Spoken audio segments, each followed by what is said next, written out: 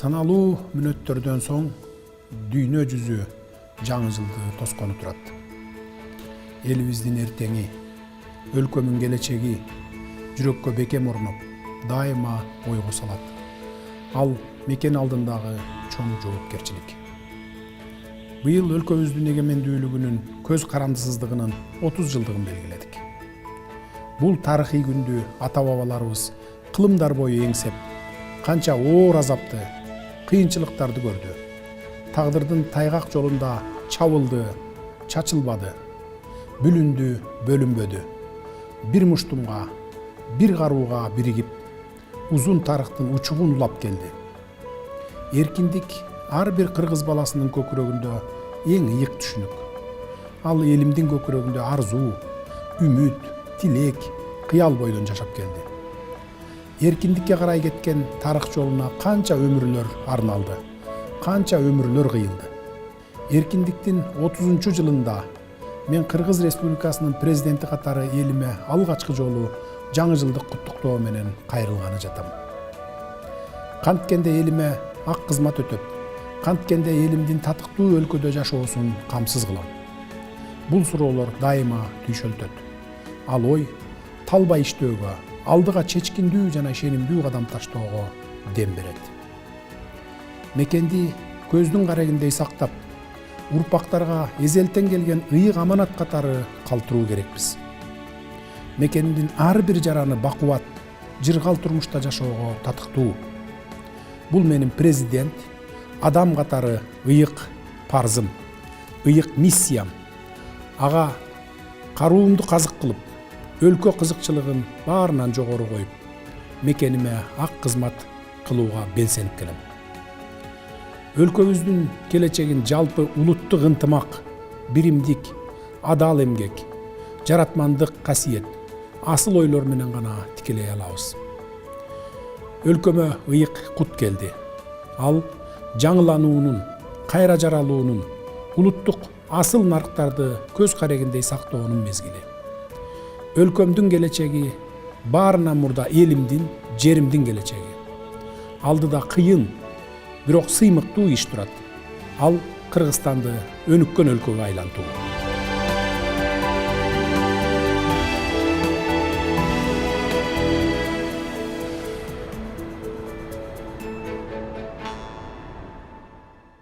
Кымбаттуу кыргызстандыктар, урматтуу мекендештер. Бир нече мүнөттөрдөн соң жаңы 2022 жылдын мезгил чен өлчөмүндө жашай баштайбыз.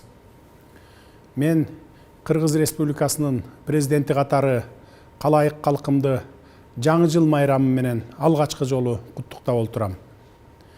Жаңы жыл өткөн жылга кылчая карап, эмне иштерди аткара алдым, бул жыл эмнеси менен эсте калды деген суроолорго жооп издөөгө, ошол эле учурда келечекке карай болочок иштерди, ой максаттарды, аракеттерди алдын ала боолгоп алууга чоң мүмкүнчүлүктөрдү жаратат.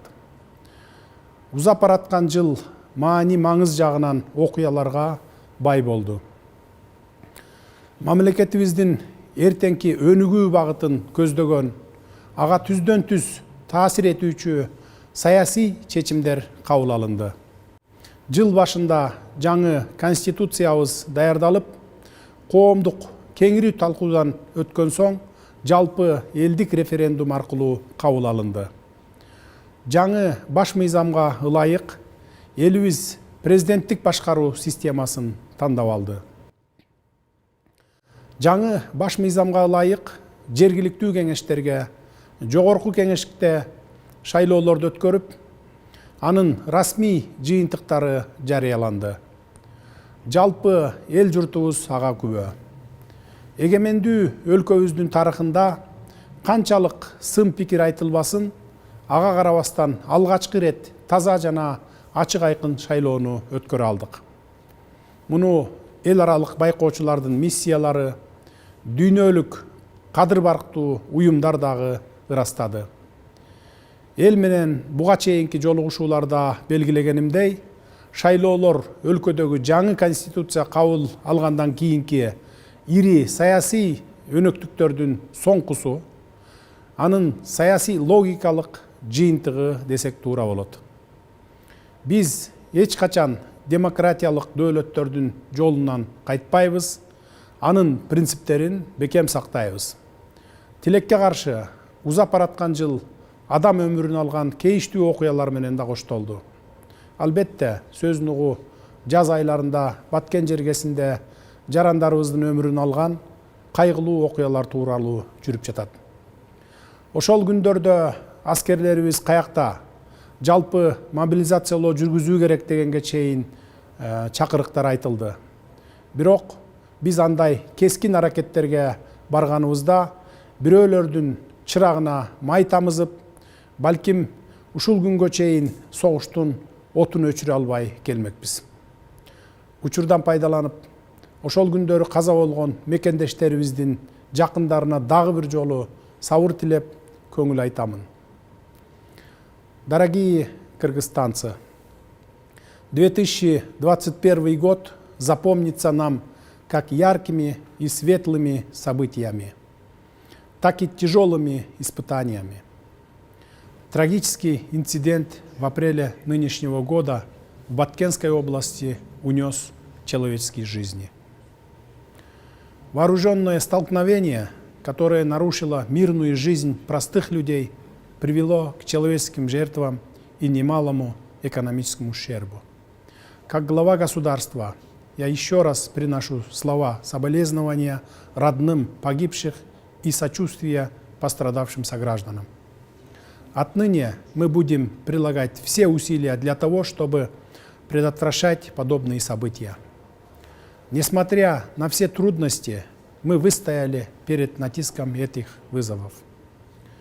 Мы вступаем в новую эпоху, уверенно глядя в будущее и твердой поступью шагая вперед. Состоявшиеся в конце уходящего года успешные выборы в Жогорку Кеңеш показали, что наша страна не свернет с пути демократических реформ. Мы успешно завершили заключительный этап реформы системы государственного управления.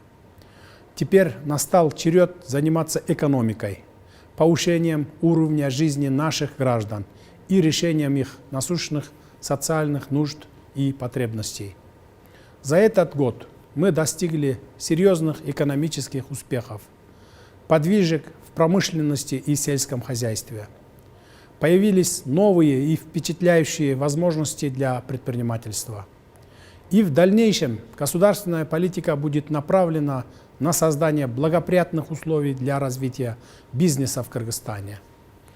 В условиях современного мира особое значение имеет воспитание молодого поколения в духе патриотизма, повышение уровня грамотности населения, пропаганда знаний, уважение к собственной исторической памяти и культурному наследию. Мы должны ценить независимость нашего государства и в дальнейшем укреплять мир и спокойствие, политическую стабильность и национальное единство. Именно они – залог развития и процветания в государстве. 2021 год был непростым, но трудности, с которыми мы столкнулись, сплотили нас. Мы должны верить в себя, в свои возможности и в то, что у нас уникальная страна, которая обладает большим потенциалом для развития и человеческими ресурсами. Урматтуу мекендештерим, узап бараткан жылы жалпы аракет менен бир жакадан баш, бир жеңден кол чыгарган биримдигибиз менен коронавирус инфекциясынын жайылышын кескин түрдө ооздуктай алдык. Бирок ошол эле учурда коронавирустун жаңы штамдарынын пайда болушу, башка мамлекеттерде анын өөрчүп жатышы өтө сак болууну, илдеттин жайылышын алдын алуу багытындагы иштерди кылдаттык менен уланта берүүбүздү талап кылат. Калкыбыздын саламаттыгына, билим алуусуна кам көрүү биздин башкы мүдөөбүз. Эң негизги приоритетибиз. Мамлекет тарабынан медицина кызматкерлерине, мугалимдерге карата мамиле кескин өзгөрөт. Алардын айлык акыларын жогорулатабыз. Кадырлуу мекендештерим, мен президент катары кызматка жаңыдан киришип жатканымда өлкөбүздүн экономикалык абалы кандай абалда болгондугу баарыңыздарга белгилүү. Жогоруда белгилегендей пандемия кесепеттери, бюджеттин тартыштык маселеси чындап эле курч турган. Бирок биз элдин ишенимине арзып, жоопкерчиликти мойнубузга алып, кызматка киришкен соң кыска убакыт аралыгында демилгени өз колубузга алып, социалдык экономикалык багыттагы иш аракеттерди ыкчам, жигердүү баштадык. Бул өз кезегинде бизге социалдык милдеттенмелерди толук кандуу аткарууга эле эмес, кайсыл бир деңгээлде эмгек акыларды, жөлөк пул, пенсияларды көтөрүүгө, элдин социалдык маселелерин чечүүгө мүмкүндүк жаратты. Мындай иш аракеттер ушуну менен эле токтоп калбайт. Бюджет чөйрөсүндөгү кызматкерлердин эмгек акыларын дагы жогорулатуу иштери мүмкүнчүлүккө жараша мындан ары дагы улантылат. Мындан тышкары, мамлекеттик банктар аркылуу айыл чарба багытындагы иштерге берилген насыялардын максаттуулугу менин жеке көзөмөлүмдө экени дагы бир жолу айтып өтөйүн. 6% арзан кредиттерди аткаминерлер тааныш билиштикке салып, өздөрү алган учурларга эми жол бербейбиз. Аз камсыз болгон үй бүлөлөр үчүн электр энергиясына тарифтер жаңы жылдан баштап 50 тыйындан эсептеле баштайт. Бул аз камсыз болгон 112 миңден ашуун үй бүлөгө мамлекет тарабынан колдоо көрсөтүү дегенди билдирет. Кыргызстан суу башында турган өлкө экенин, энергетикалык коопсуздукка жетишүүнүн стратегиялык маанисин эске алуу менен энергетика тармагынын туруктуу иштеши жана өнүгүүсү боюнча кечиктирилгис чаралар көрүүлөрүн баса белгилеп айта кетейин. Өлкөнүн улуттук коопсуздугун камсыз кылуу, мамлекеттин коргонуу жөндөмдүүлүгүн арттыруу жаатында үзгүлтүксүз иштер алып барылууда. Маселен, эгемендүү тарыхыбызда биринчи жолу өз каражатыбызга коргонуу мүмкүнчүлүгүбүздү күчөтүп, аскерлерибизди азыркы заманбап техника менен камсыз кылдык. Ошону менен бирге өнөктөш өлкөлөрдүн колдоосу менен аскердик техникалар жаңыланууда.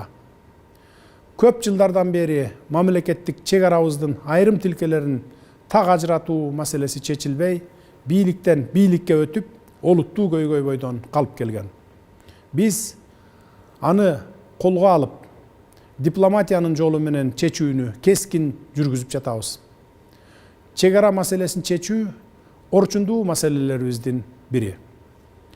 Чек ара тилкелерин так аныктоо, делимитациялоо жана демаркациялоо жаатында иштерди жүрүп жаткандыгы боюнча маалыматтар элибизге байма-бай берилип жатат.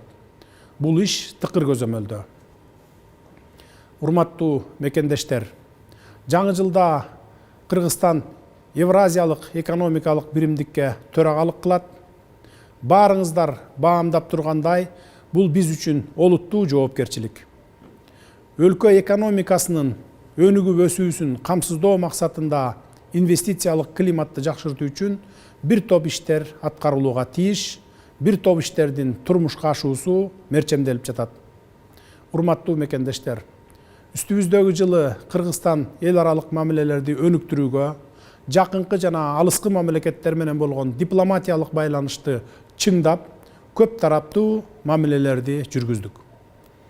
Стратегиялык өнөктөштөр жана жакын коңшулар менен болгон кызматташтык күчөп, Кыргызстан Бириккен Улуттар Уюму, Евразиес, КМШ, Шанхай кызматташтыгы, Түрк мамлекеттер уюму менен кызматташууну активдүү жүргүзүү менен эл аралык мамилелердин жаңы баскычына көтөрүлдү. Жаңы жылда дүйнөлүк державалардын жетекчилеринин Кыргызстанга расмий иш сапары менен келиши күтүлүүдө. Бул да биздин өлкөбүзгө болгон эл аралык ишенимдин белгиси. Урматтуу мекендештер, Кыргызстан тоолуу өлкө.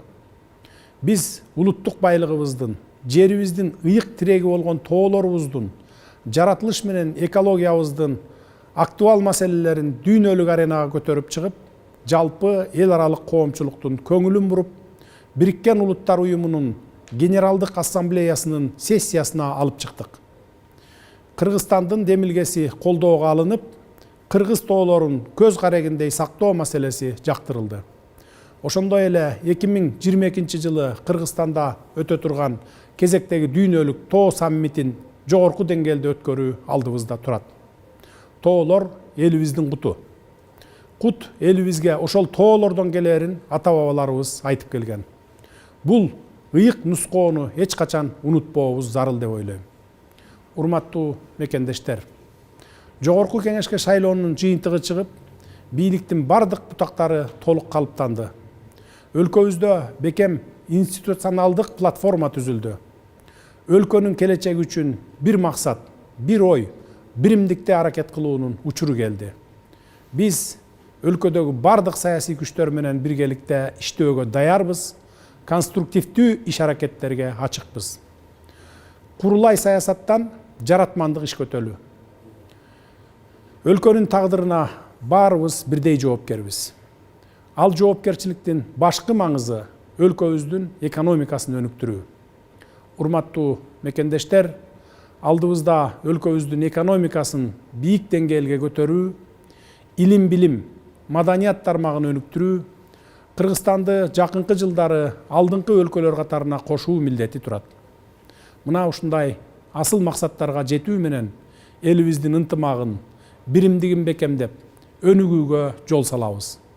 Жаңы жыл асыл ой максаттардын турмушка ашкан жылдарынан болсун.